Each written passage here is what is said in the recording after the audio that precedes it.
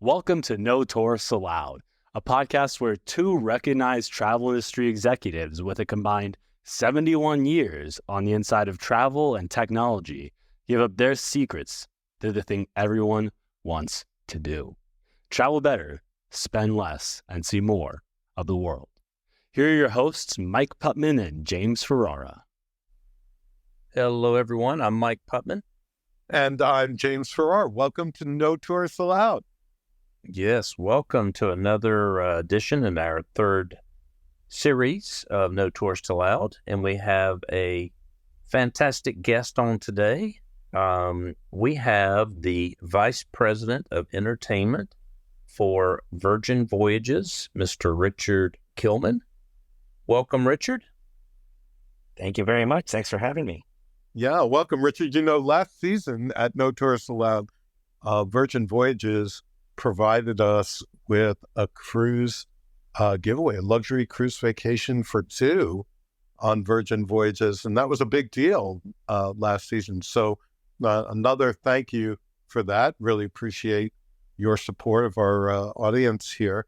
But this is talking to you is something new and different for us. Oftentimes we get big brand ambassadors and sales executives and sometimes president or CEO of a cruise line, but you have a really interesting focus, of course, something that everybody loves, sexy idea, entertainment. Sexy Richard is here with us to talk about the entertainment side of a cruise vacation.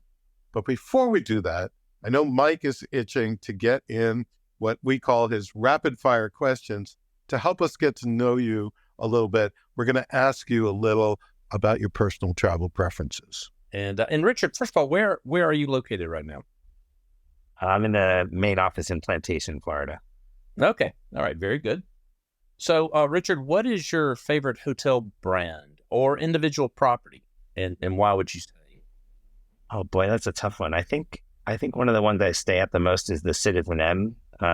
Oftentimes when I'm in New York, I just like it. It's a cool vibe. It's, you can easily meet with people there and the rooms are good enough and comfortable. So I like it. You can have a nice drink in the lobby, the very sort of clubby lobby. There's a couple of good ones in London also. Yeah, I went to one of the ones in London in Shoreditch. Yeah, Shoreditch is great. Yep. Yeah, it's just a very, cool vibe. Very trendy, Richard. I try.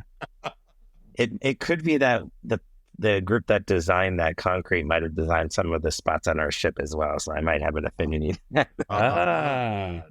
Connection.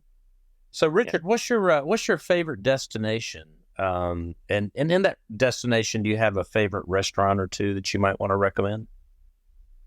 Oh my goodness, that is a good question. I've traveled a lot.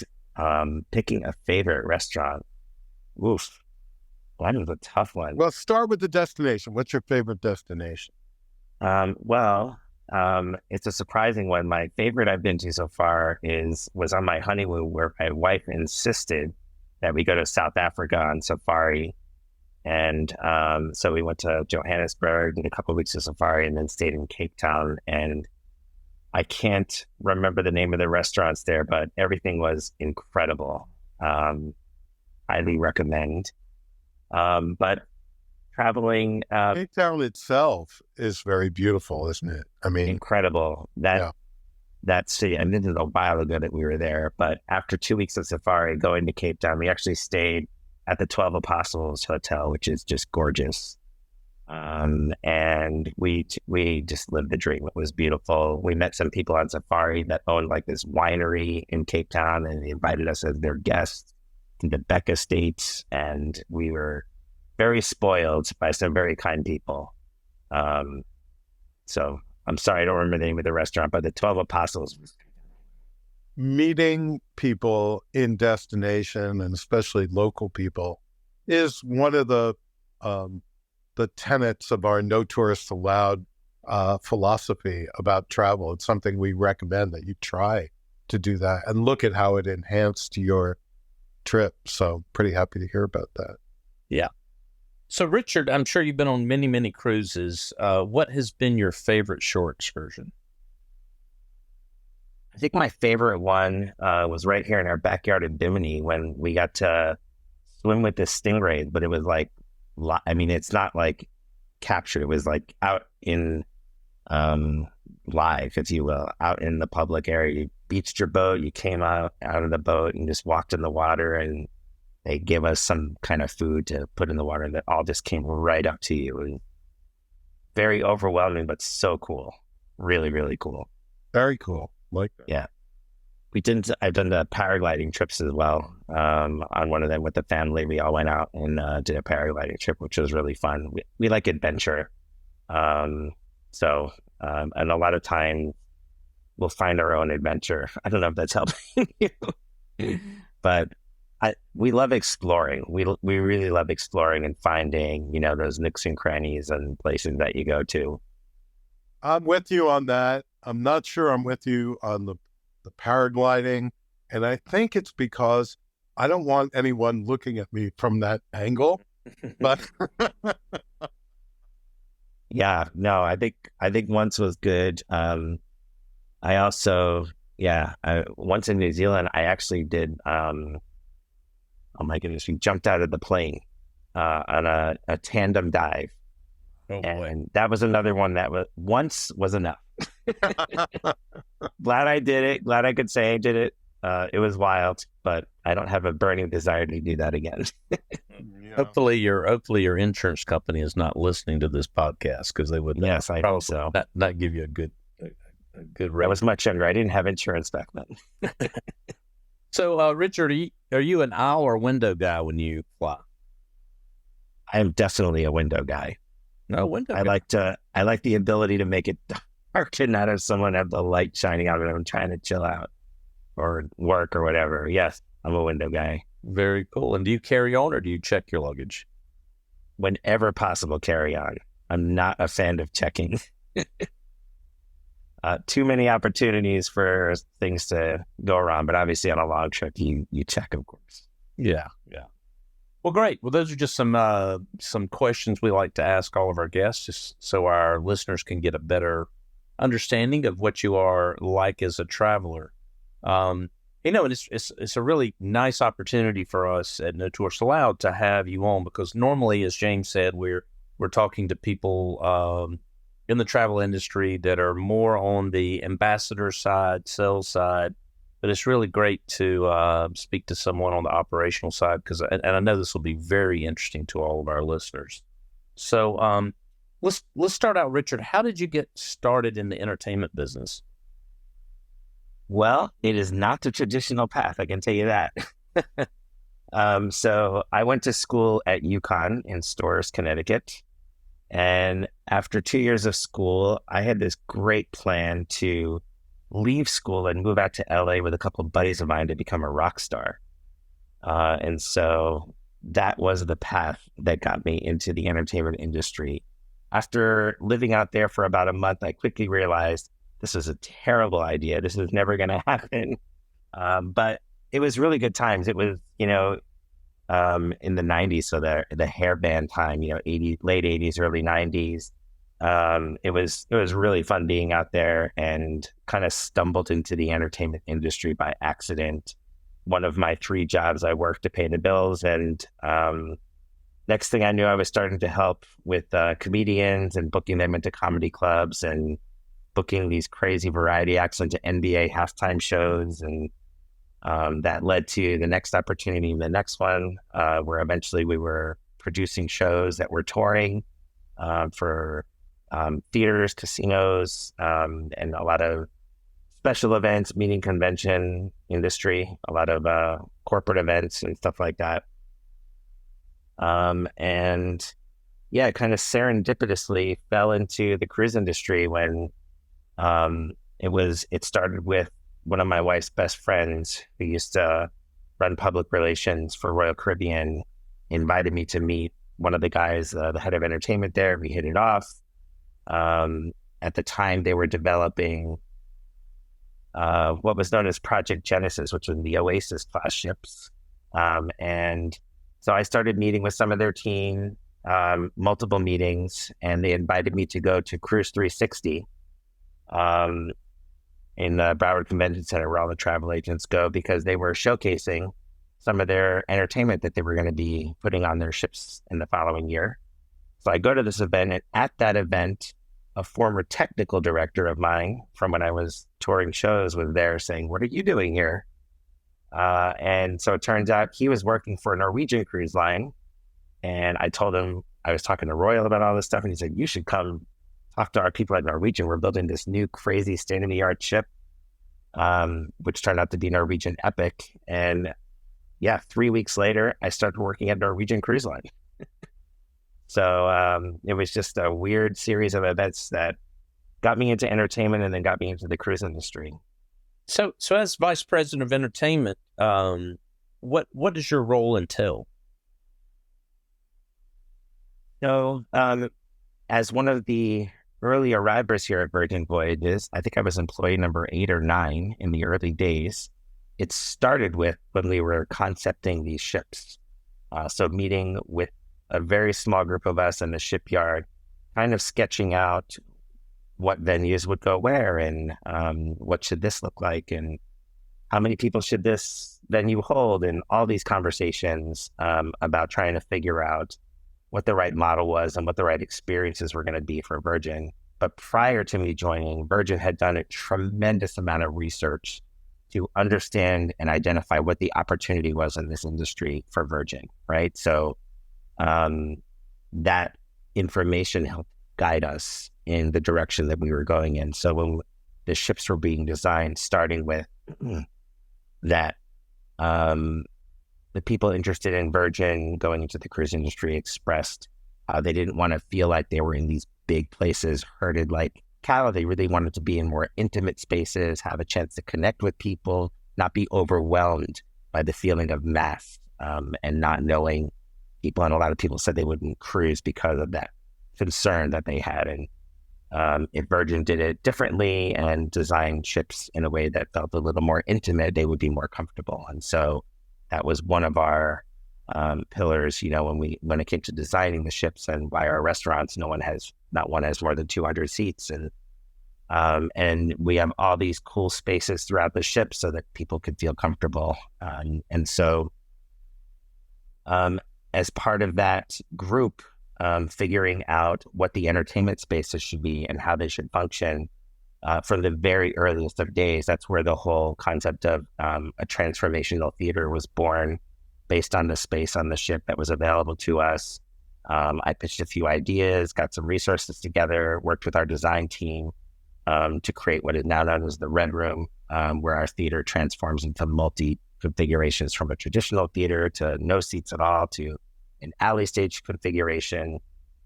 So the nightclub, making sure the nightclub also was a great performance space that we use all the time. Also has a galley attached to it, so we could do dinner shows and create really unique experiences. And so from the design concept, from the earliest days of the design of the entertainment spaces, and then figuring out all of the technical equipment we need to support all of those spaces. And then once we had enough of what that looked like, the next phase was going out to the entertainment industry to meet with a bunch of different creatives, whether they were individual creative folks or production companies, producers, choreographers, directors, all of them, designers, to kind of present this vision of, hey, we're Virgin Voyages, we're going to change the cruise industry and do some things different ways. And would you want to be part of that with us? And here's some really cool venues we've concepted out that you would get to design things for. And so we met with so many people, and honestly, they were all interested in pitching concepts to us, which was not expected. It was quite overwhelming. Cast a big net, hope you get a few, and all of them wanted to pitch. It was very humbling and surprising. So we had over 70 concepts pitched to us. And out of those, we selected the ones that we started with on Scarlet Lady. And so my job started from the design of the venues to reaching out to the industry and find people that were interested in creating new experiences with us, right? So one of our one of our principles was that we wouldn't do a license a Broadway show because the people that were interested in Virgin Voyages would rather just go to New York and see a Broadway show. Surely if I came on a Virgin ship, there would be something different that only Virgin would do, right? Or something that I wouldn't have seen before. And so when we met with all these creative folks, the mission was to create new and different experiences, but that were at a high enough level of quality that people would have really paid for them if they were on land, right? And maybe one day we could transfer one of these shows from ship to shore instead of the other way around. Usually shows are licensed from land and brought to ships. What if we could flip the whole thing on its head and do it a different way?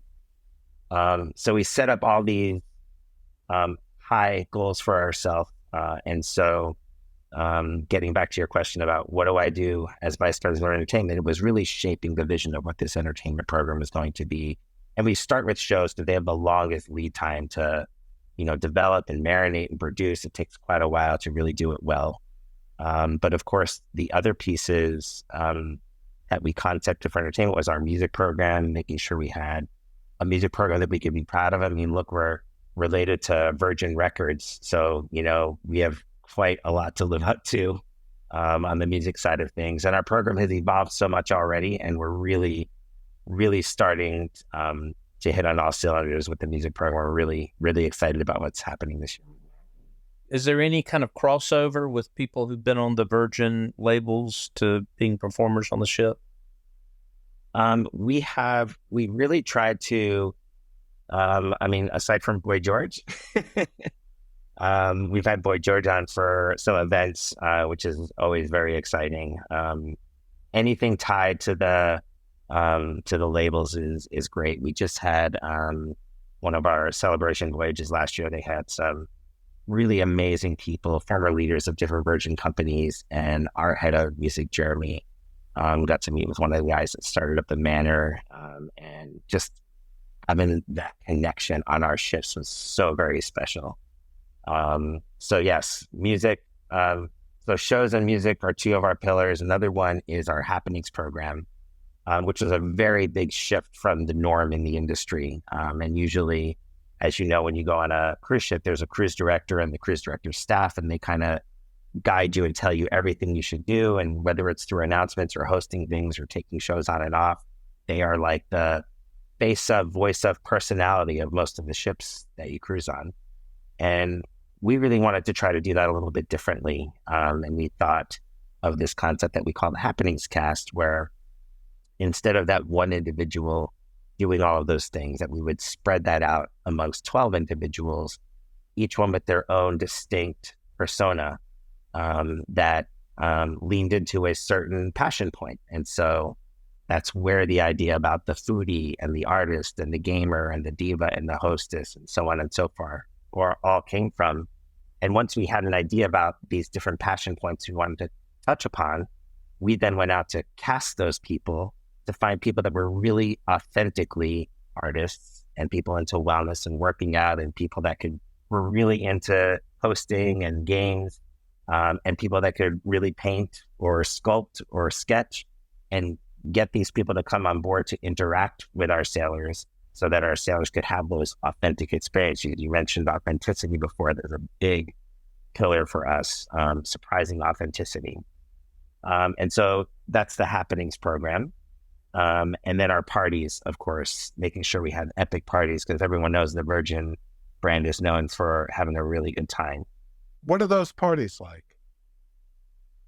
I think our parties are pretty epic.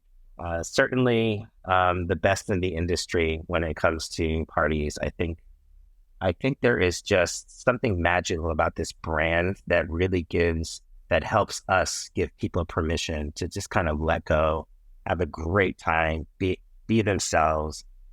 You see the comments, the posts, that there's no judgment, that it's just wear what you're comfortable in, go lose yourself in the moment and just say yes to everything and have a great time. And so we have everything from our first night. We start off with the PJ party outside, where everyone, and you'll see people, even some people show up to dinner in their PJs or the show in their PJs, and then they all end up going up to the athletic club in the back of the ship, where we have the PJ party and they meet our hostess and our diva. We have a DJ. Our whole happenings cast is out interacting with them.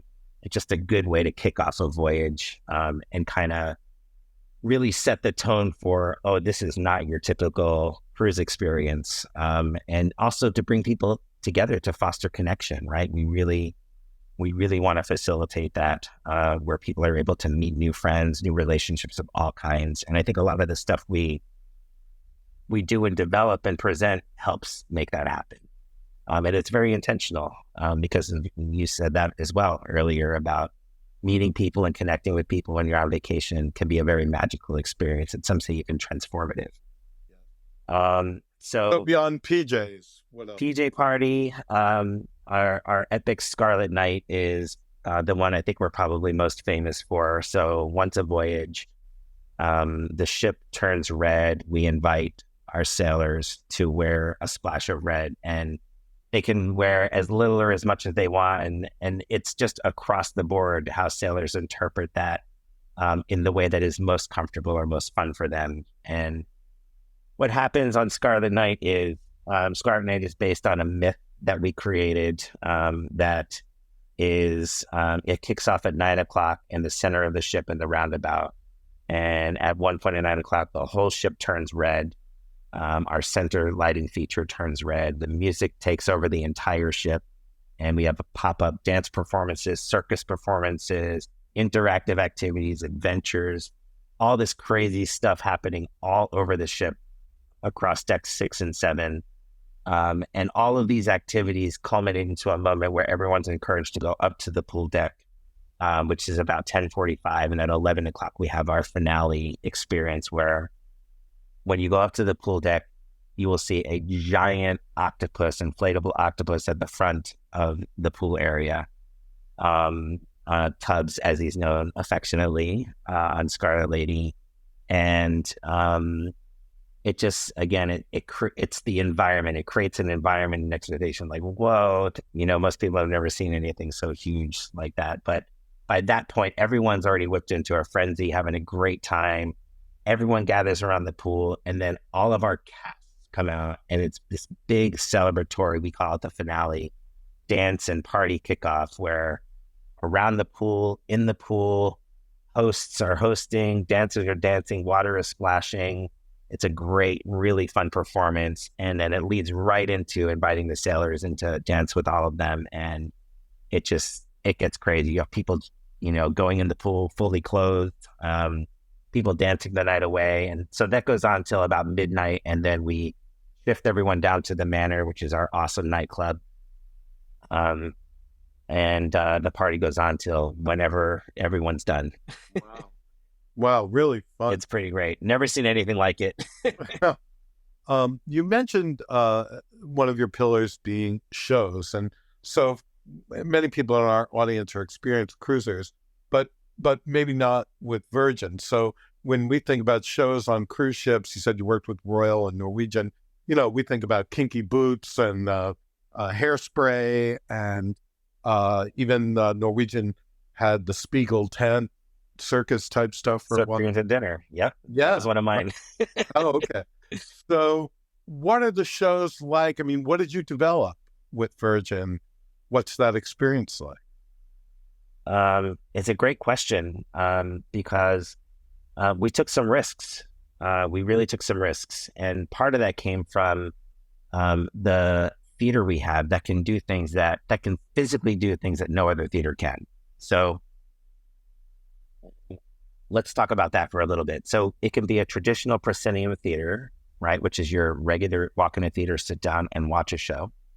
It can be an alley stage theater where you have 2 banks of seats that are facing each other with the stage in between them. And it could be what we call flat floor, where the seats are gone and it's just a big open space on the stage. And our intention with Scarlet Lady was, and when meeting with all the creative people I had mentioned earlier, is for them to pitch us concepts that played to all of those different things. So different concepts. And we really wanted to have a show in each one of those different formats so that we could give sailors very different experiences that they could only have on Virgin, right? You just couldn't physically do it in any other ship's theater. So we landed on our proscenium show. It's a show called Ships in the Night. Was produced by a company out of Montreal called the Seven Fingers. They're actually a really cool contemporary circus company, and but they dabble in a lot of other things, movement, storytelling with movement, and so they created this show for us, which would be, if Virgin Voyages was going to do a production show, would look like this. So there's a lot of really cool video. We have 7 moving LED panels on the stage that are incorporated into their show. A lot of familiar music, some great choreography. A butterfly flies down from the fly tower in the middle of the audience at one point. All this really cool, easy to access while you're sitting and watching a show. So a little bit of the familiar, if you will. And then Seven Fingers also created for us a show in our alley stage configuration called Dual Reality. Dual Reality is a circus telling the story of Romeo and Juliet. So again, something familiar that people could relate to, because most people are familiar with the story of Romeo and Juliet, but told in a very different way through circus arts in this alley stage configuration where it's in like a sports competition environment. So when you enter the red room, you're going to be sitting either on the red side or the blue side, red and blue representing the 2 different families, right? And so when the thing starts, it starts with a fight breaks out because, of course, one of the blue people are sitting on the red side. So one of the red people, it turns into this fight, which is, of course, it's part of the show, but it just sets the tone and it turns into this crazy opening where people are throwing each other across the stage and hitting poles and jumping on things, flipping. It's a wild opening. And then it turns into this thing where the families are competing and you see Romeo and Juliet connect with each other, and the story goes on, told through amazing circus arts. And the audience, of course, if you're on the red side, you're cheering for the red team. If you're on the blue side, you're cheering for the blue team. And so there's this big competition with the audience. It gets very loud, very fun. People really enjoy it. And then we changed the ending a bit to be more Virgin. We didn't think it was necessary for everyone to die. You're on vacation. Yeah, people don't die on vacation. That's right. That's right. And then the third show we created in the Red Room is a show called Untitled Dance Show Party Thing. And the creators are Sam Pinkleton and Ani Taj. Ani has a really cool presence in New York with immersive dance experiences. And even though she doesn't really like to use the immersive word, but it is what it is. She's very talented. And Sam and Ani have worked together. Sam's a Tony-nominated choreographer, and he's done direction work, and they do a lot of collaborations together. And we actually met with them separately, and they jointly pitched this idea to us. And the idea was to do this in the flat floor, so the audience would be standing the whole time. And we have a platform that comes out from the stage that at one point in the show moves with the dancers on it. So while everyone's thinking, you think it's a fixed stage, all of a sudden it moves, everyone's surrounding the stage, and the dancers are all over the place. There's a couple of platforms in the room. You're very close to the action. You can always move around if you can't see something, but it's a lot of the unexpected. Some people don't know what to make of it. Some people think it's the best thing we've ever done. But it's a very different and unique experience. There's moments where the dancers are engaged with sailors doing what we call the social dance moments, where it's all these familiar social dances that people have done over the years. And people just have a great time doing it. And then it what's ends the with show called? Untitled Dance Show Party Thing, because it's literally all those things. It's a dance show, it's a party, it's a thing. And we used to call it Untitled as we were building it, and it just kind of stuck. Untitled Dance Show Party Thing. That was my nickname in college, by the way.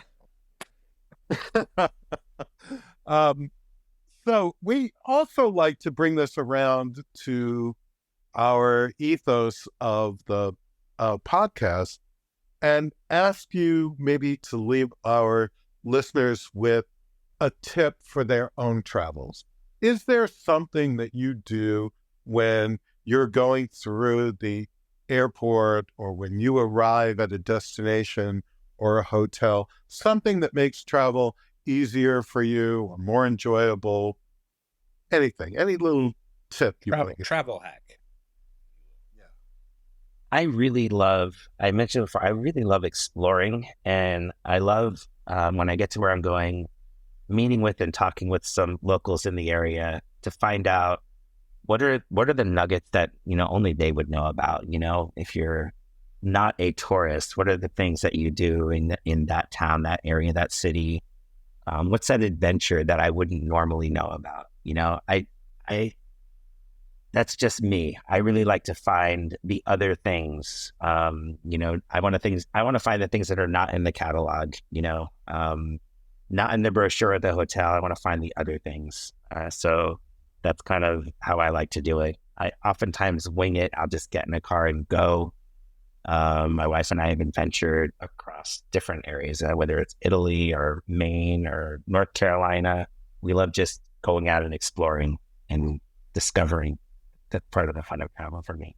That is a great way to travel, and that really aligns very much with I think the way James and I travel, as well as what hopefully a lot of our listeners do as well. So, wow, it's been a real pleasure having you on board, Richard. I know I've taken away a lot of learnings from our conversations with you.